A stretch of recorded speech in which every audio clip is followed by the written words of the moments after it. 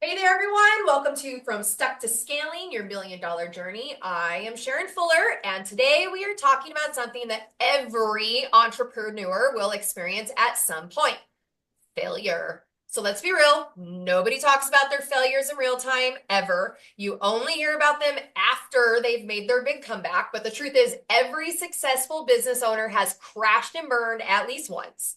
I've done it several times, but the difference is they figured out how to get back up.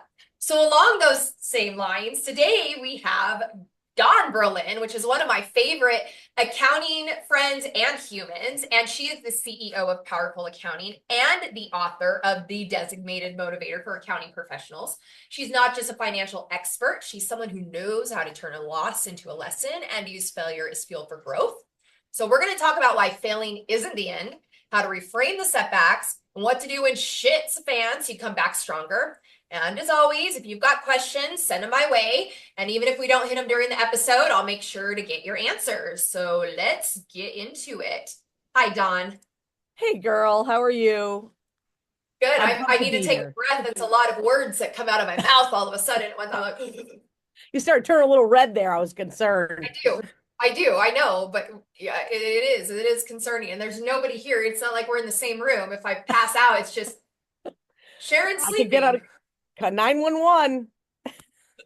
Girl, hey, so I'm like in Massachusetts, right? Sharon's in I'm in Vegas. Connecticut. Doesn't matter. Same Oh, thing. Connecticut, Well, no, same not the thing. same thing. I don't want to ever say that's okay. Well, that's for another day. That's another one. I'm from Connecticut for sure. It's are they even close? I am Oh an yeah, next. accountant, I not mean, we connect. We connect. okay. Okay, so I don't feel so bad. So No, if I'd you're have been like, good. Colorado, you'd have been like, no, Sharon, no, No, not no. even the same time zone. Just because we're both C's doesn't mean we're next to each other. They're different. They're far. Again, accountant, not geographer. It's Ugh. okay. So Don, I love this topic, and I know that we both love this topic because this was one of our topics that we did for when we did our series of BFD episodes. Remember, we talked Yep. about failure. Loved Oh it. yeah. Love it. Failure. Failure is my It's well, I don't know about you, but I don't really learn really well when I'm killing it. I mean, when I'm out there and I'm just like banging out tax returns or a successful IRS case or whatever that may be, those are like I don't learn from those. I learn from when I fall on my face, and those are the biggest learning experiences. I don't think there's anyone who has not had success through without going through failure. It's just like you said in the beginning, like that's just we all go through it. It's what you do with those failures and the lessons you learn and the decisions you make after the failure that determine whether you're going to be successful or not. episode done. So that was it. That was Good enough. Nice to that's what see you you. got, people. Peace. I'm gonna take that nap now. No, I get it because if you don't fail, you don't know you don't know what do you compare it to. How do you compare success if you've never failed to other people? They're lying. Well, and that's Social so media true. lies. It's funny because it is a thing. Like you watch people and you're like, look how successful they are. They've done this, they've done that. You typically people don't talk about their failures because I think it's embarrassing. You're like, oh my goodness, I can't believe I did that, or I can't believe I trusted this person. That's been a lot of some of the failures that I've been through are the trusting of other people and thinking it's going to be a great thing. And then the true colors come out and you're like, okay, that was, boy, did I misread that one. Yeah, And yeah. I've done that a couple times. And, I know that, making decisions as a boss, as a leader, as somebody who has employees, um, some good decisions, some very bad decisions. I mean, I'll use Tracy as an example. The best decision ever. Like that woman has been with me. I think she's on her ninth year.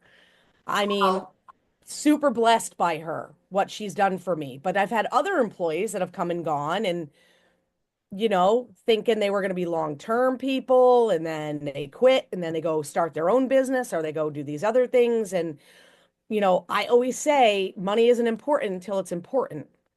yep. And a Oh lot of yeah. times, those, things like that get in the way of a really great experience when it comes to either a partnership or an employee scenario. And that's what I try to teach my clients. It's like, okay, I always use Mark and Cody. Those are my examples in almost everything that I talk about. They're amazing partnership. And I'm like, guys, Mark just got married. Cody, do you want to be in business with Mark's wife when Mark dies? Because we always kill Mark. And it's like, those types of things where you watch people in business, and I'm like, guys, I know you trust each other. I know you're like as thick as thieves. You're like, you guys are in this 100%. But when it comes to the money, everybody goes sideways. I've seen, sons steal from fathers. In business, like I've seen all of this happen.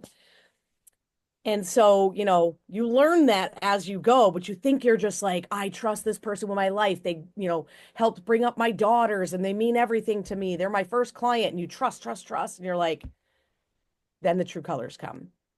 Yeah. No. Another thing I say, head injuries. Like you could be in Right? you have to have a strong business agreement. This is again a failure that I learned because you could have a partner and they could be great, and tomorrow something could fall on their head and they could have a traumatic brain injury and it could change everything about them. And then what? You have to like Yep. be prepared for that. That's a terrible, terrible example, but I've seen it. We saw it happen with a client, and it was awful. Like it was they had nothing. They had nothing written down. I'm like, so you want to go get a new agreement and hopefully the new jackhole, the new version of your Hmm. awesome partner, it's not awesome, we'll sign it. And And that's, well, yeah. And those are the things that as we go, we think we've got a good, our thumb on the pulse, and we think that's going to be a good thing. And then it turns out not to be. So you learn from that. Like you said, you for yourself, and as an example, without that strong agreement, you're out to dry. I'll give you a great example. Failure time. yay, Let's fail. So let's for fail those of you together. listening, let's be someone who is a practitioner. Doesn't matter what you do. You're a bookkeeper, you do payroll, you're a tax preparer, you represent IRS. Doesn't matter in the accounting industry what you're doing. Sign up with a client, take their money, and don't have an engagement letter. Or sign up with a client, have an engagement letter that's in a system that eventually you cancel. So I had a client, did a forensic case in Chicago, had an agreement, came from an attorney, agreement all good, got paid. Didn't really think of the fact that this particular client was litigious. What does that mean? People are like, what do you mean litigious? That means that they want to sue everybody rather than actually work for their money. They're called litigious people. They like litigation. So this person I should have known had 10 or 12 lawsuits going on at the time. Definitely a red flag. So I go do this, I'm on this case with his partner. He's fighting his partner. Have the engagement letter. Was it 3 years later? He sues me. He doesn't win for whatever reason. So he sues me for not following up. It was like, they have to do their complaints and all the things. All of it's a bunch of crap, but that doesn't matter. If it gets through the court system and they put a complaint together and you get served, you're now sued. Oh, Even if that's it's a bunch of public. crap. Public, it's a bunch of crap. Regardless, you got to fight it. Yep. So of course I'm like, no problem. I've got my engagement letter. I outlined exactly what I was going to do. He he accused me of representing myself as a computer expert, a computer forensic expert. I know enough to be dangerous. I can copy paste like an animal. Copy paste files, sign me up. I can do that all day. Find a QuickBooks file, I can search all your drives, I can find a QuickBooks file. So this is what he's suing me for because I wasn't a computer forensic. Years later, after the whole thing's done, and then he comes back, he goes, by the way, you weren't an expert, so therefore I want my money back. Uh-huh. That guy sounds awesome. Oh, when I've been to Chicago once since I was sued and I wanted to hunt him down. So that's also public and I don't care. Yeah. I wanted a van with no windows, I was a gonna say, carpet. I'm the friend that'll help you bury a body. I shouldn't Oh, say girl, that, I but know. All I have to text you, Sharon, is say, let's roll. And that's all we let's need to roll. know. I'm Here's where like, we need what? to Give be. me the airport code and a time. I'll land. I'll be there. Code time and I'll be there.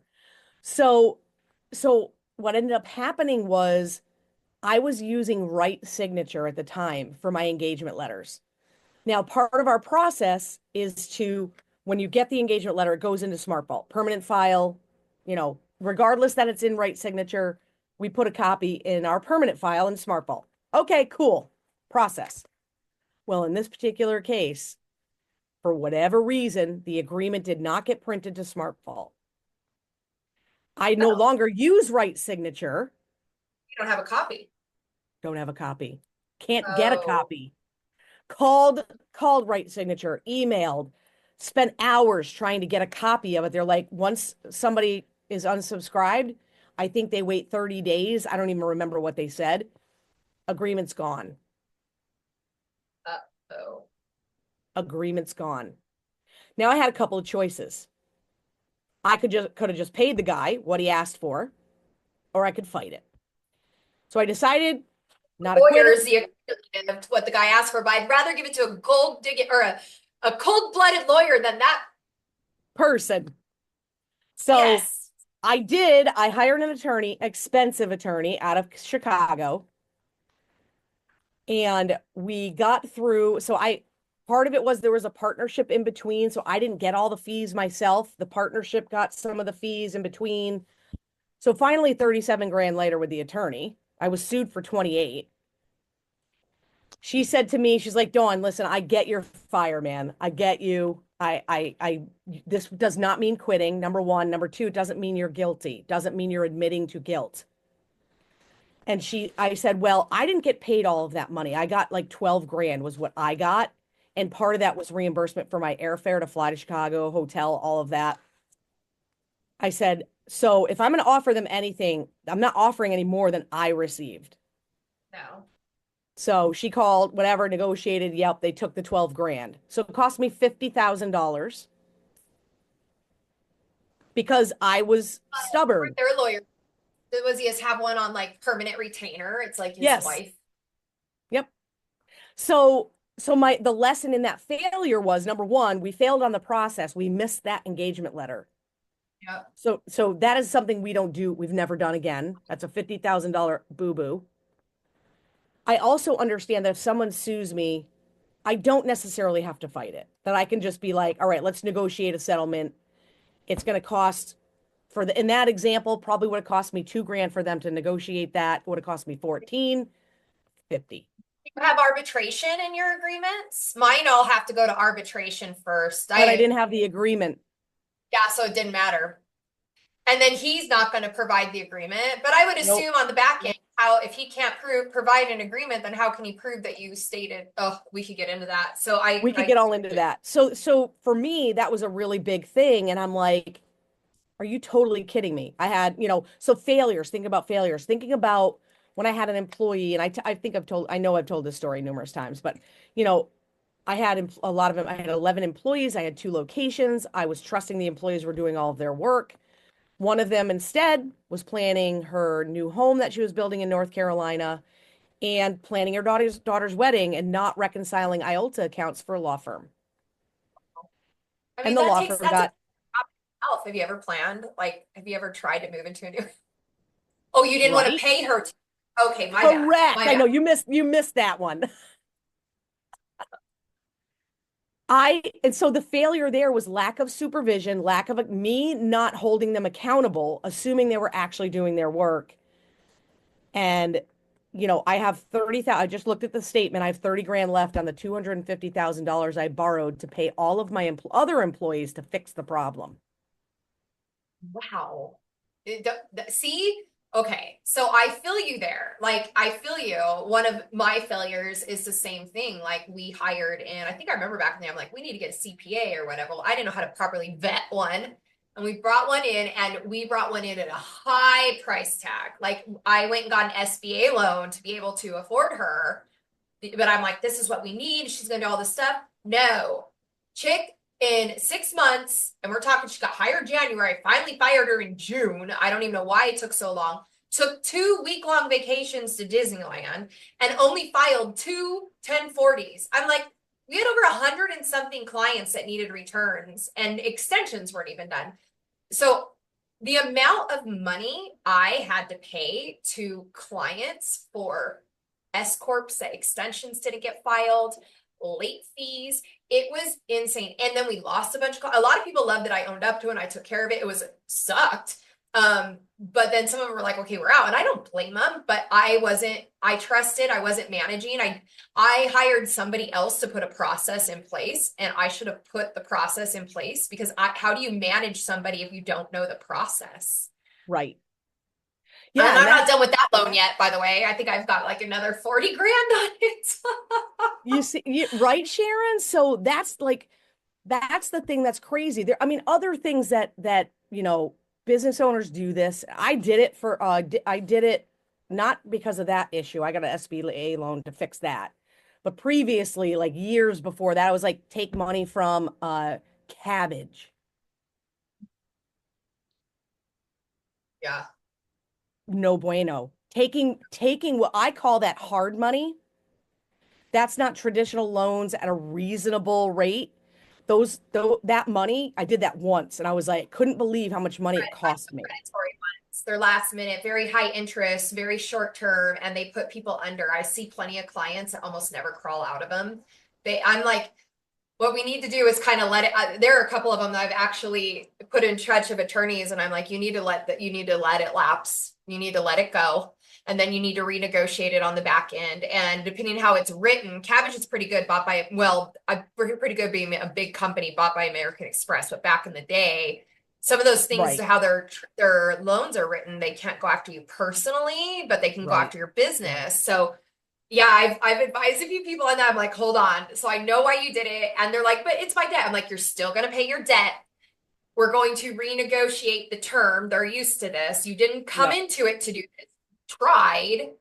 So yeah, they are predatory, but what do you do?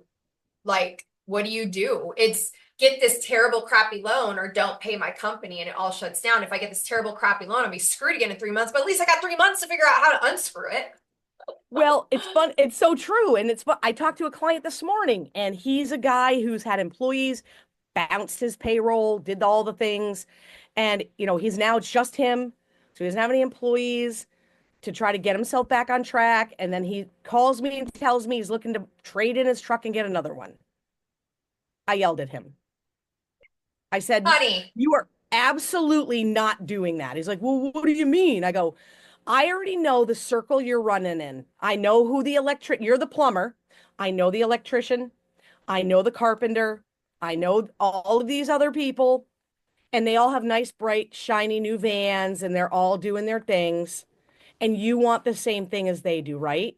He's like, well, kinda. I go, the answer is yes. The answer is yes. And I understand that. I also understand that you have two young daughters under like 3 years old.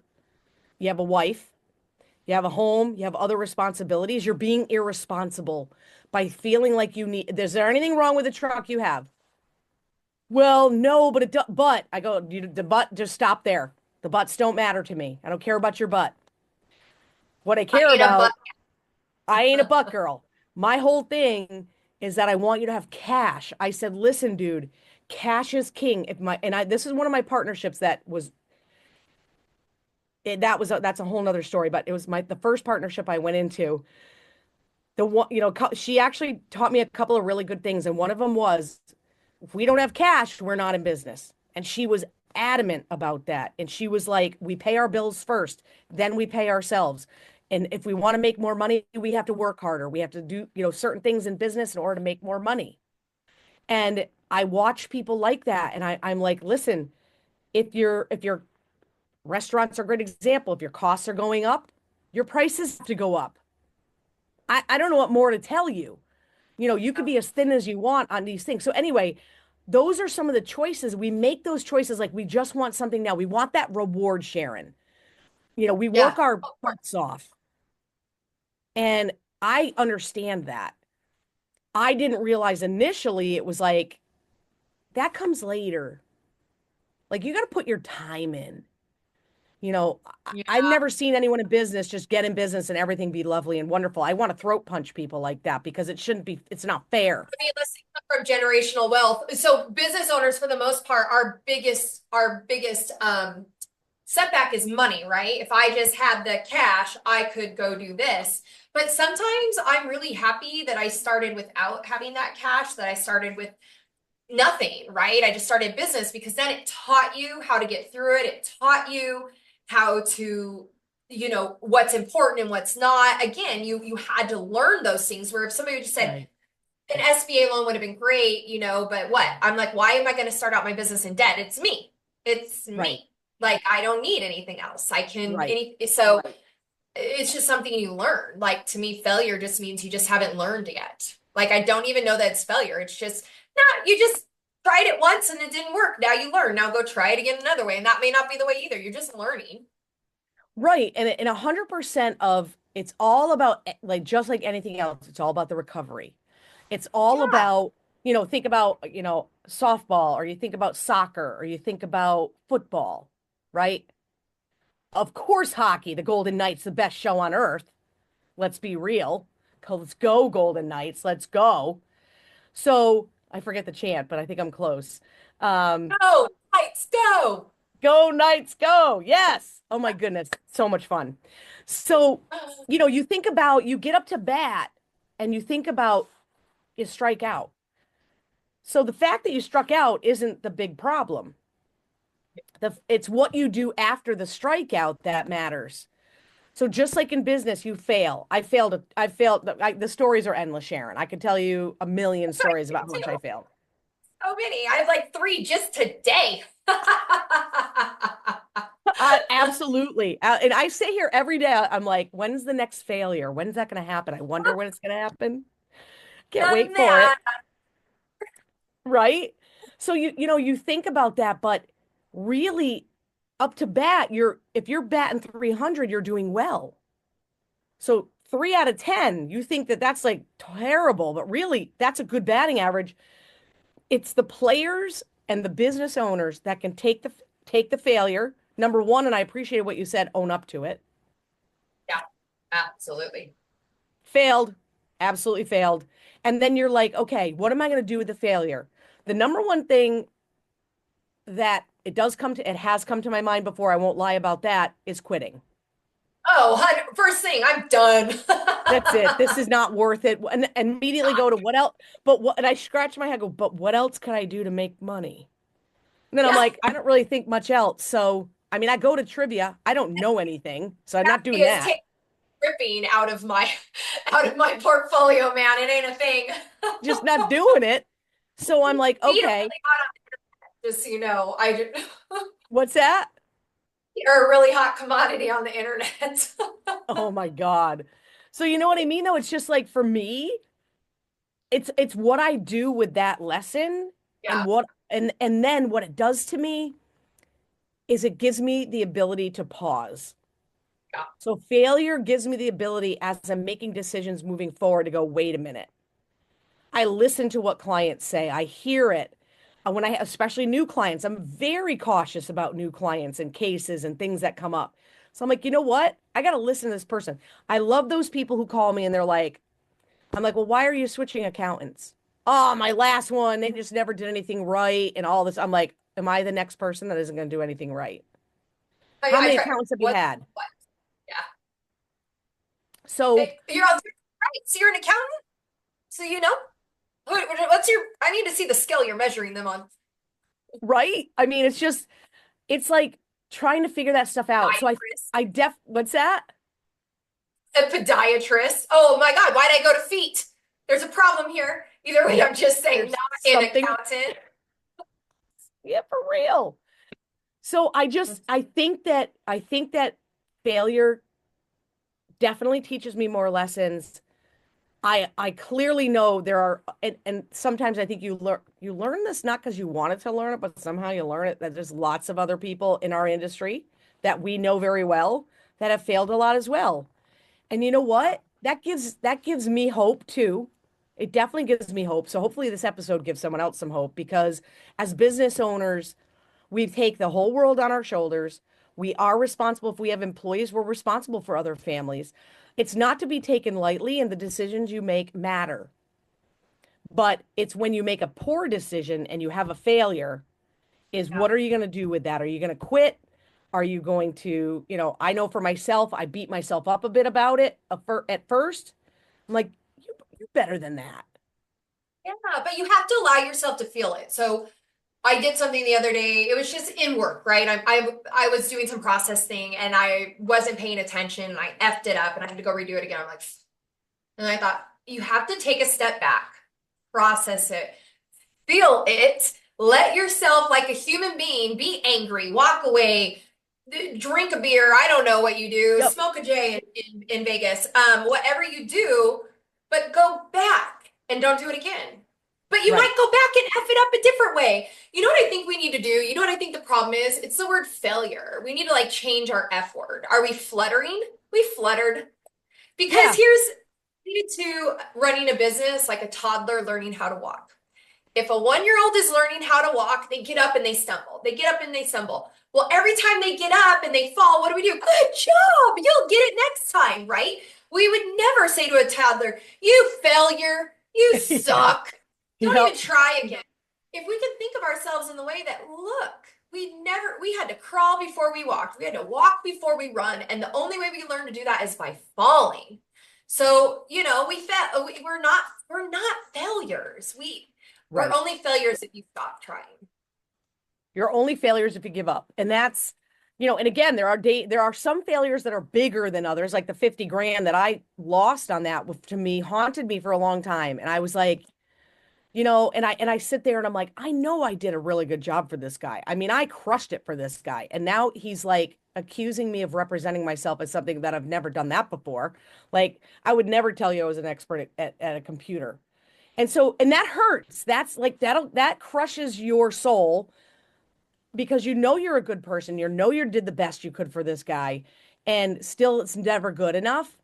And again, I learned from it. That doesn't mean I'm not doing forensic cases anymore or, handling fraud cases. I'm not doing that. I'm just going to make sure that that engagement letter is where it needs to be and that I watch the signs associated with that person.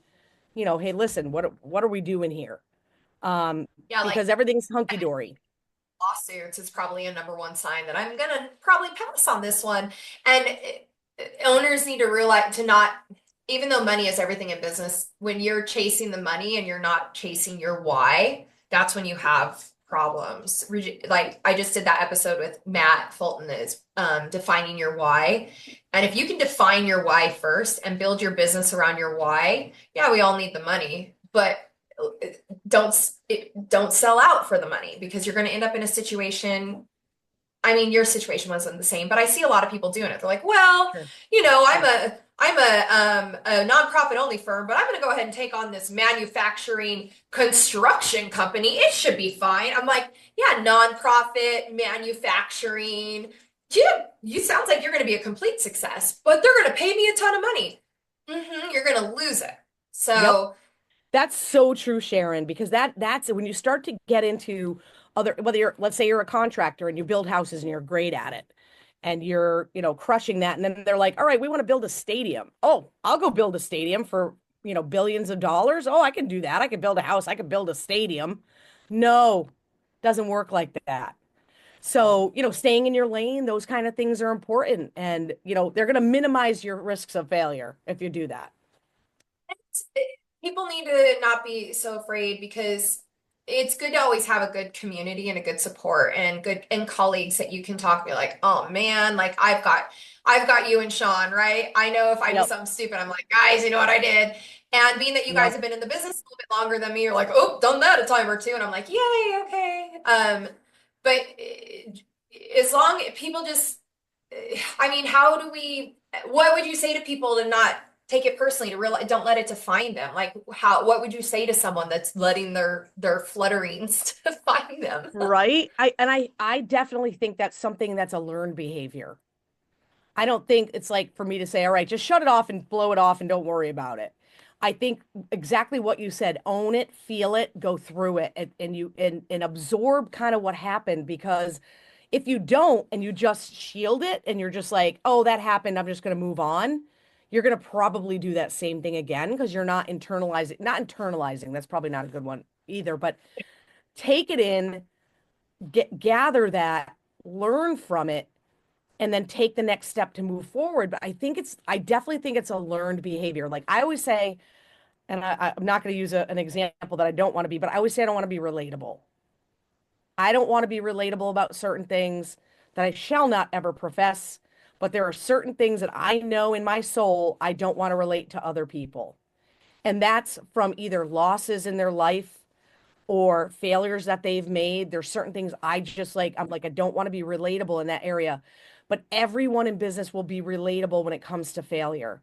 So if you're able to accept it and be like, own it, feel bad about it, whatever you got to do. And then, like you said, I love what you said about walking away. Just walk away from it.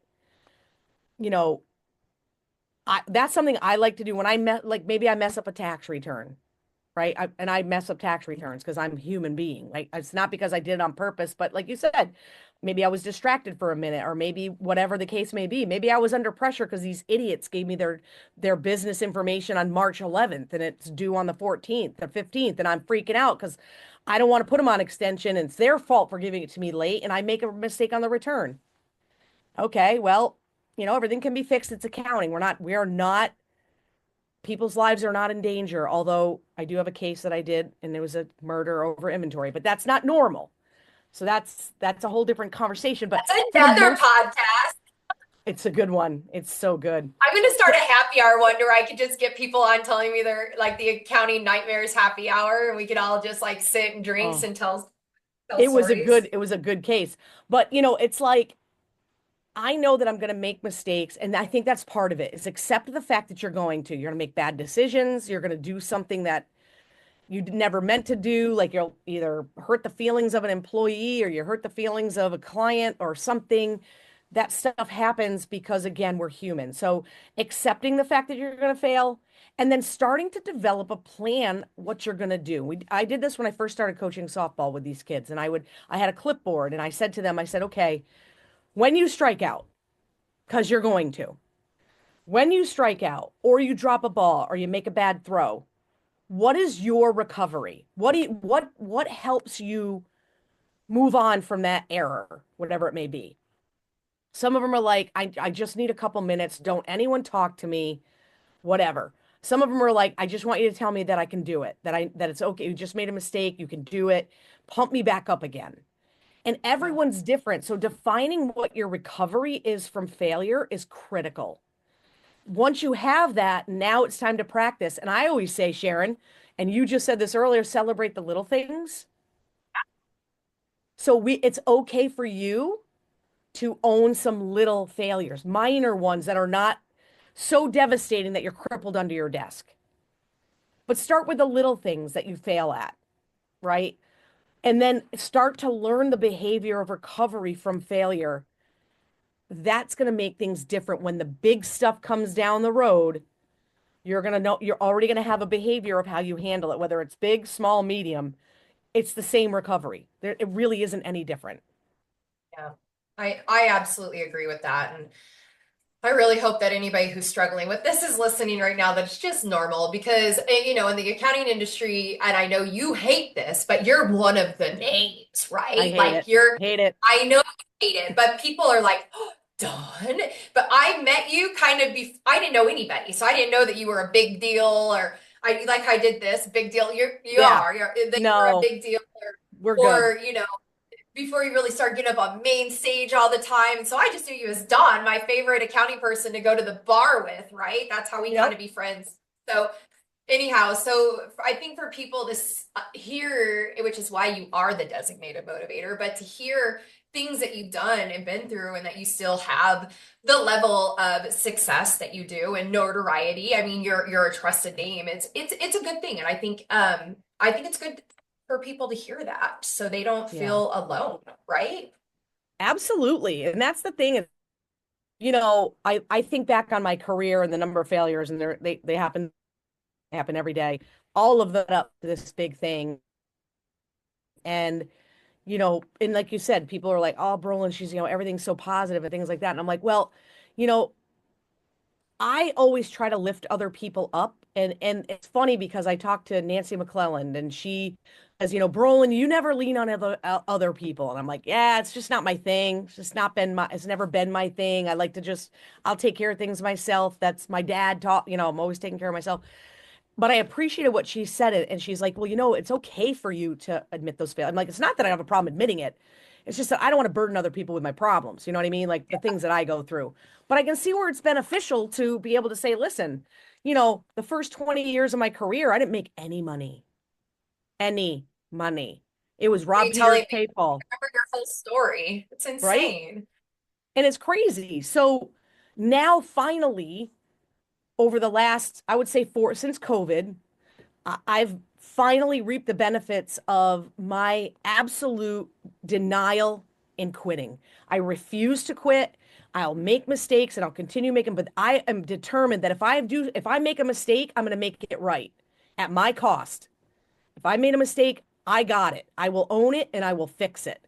And I think Yeah. that persistency and that fortitude of never giving up, you'll get paid. That will come to you. That will pay you forward. That will you know, I think just make things in your business better. I just really hope people do it faster than 20 years. Yeah. Well, technology nowadays helps a little bit with that. And, you know, feel faster, everyone. It's okay. Yeah, Yeah. no, I completely agree. And I also agree with you. I don't like to share. In the long run, I do, but in turn, I need to emotionally, because I'm a very emotional person. So I'm Mm. immediately wanting to call everybody and make Facebook posts and just tell everybody because I'm so upset I have to get it out. And then I regret it. So now I've like trained myself to maybe tell one person and let it sit for like 2 to 3 days when I'm to where I'm over it. To where when somebody asks the story, I'm like just barely, oh yeah, totally forgot that happened. Forgot that But happened. when Yeah. you're over it, it's not so emotional. And then you can talk about it, right? Right. So everybody deals different. It's okay. I think as long Yeah. as we just own it. Yeah. And again, it's that process that you decide for you. What does that look like? It's like, okay, is this good for me? Do I feel better posting this on Facebook? I know I don't. So, Yeah. what is the good move from there? Is it, what? I want to sit on it by myself. I don't want to be around. Usually I just don't want to be around anybody.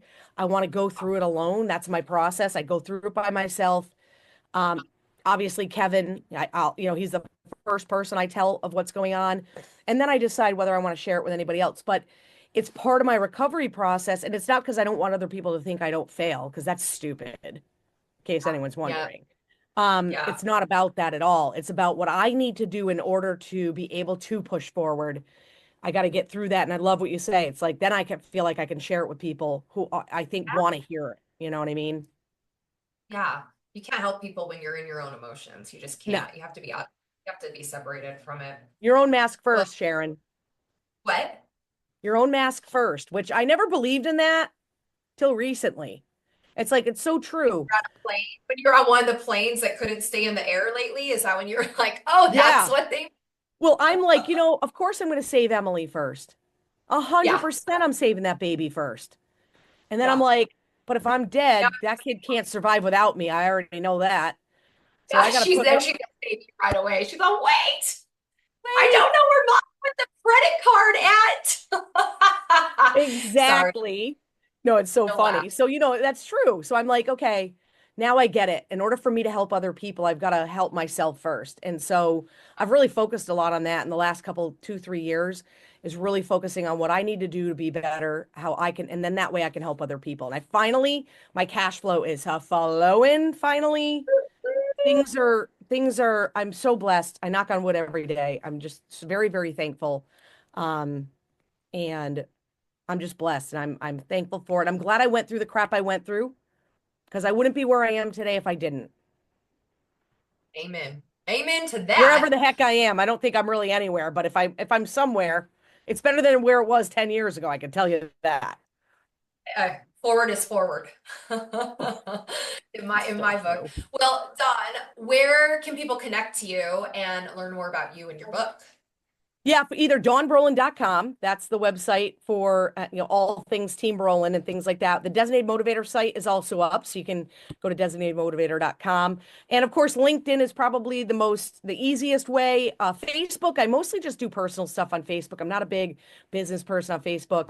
I believe I have an Instagram and I believe I have an X account, but I mostly focus on LinkedIn. That's You my sound big one. like me. We're like, where's Charlotte? I don't know where I am. I Where's need Charlotte Charlotte? to Charlotte, follow. where do they find me? That's what Or I do. you I'm can like, always Charlotte, Yeah, you can always email Charlotte at designatemotivator.com and reach out to Charlotte. Make her do it.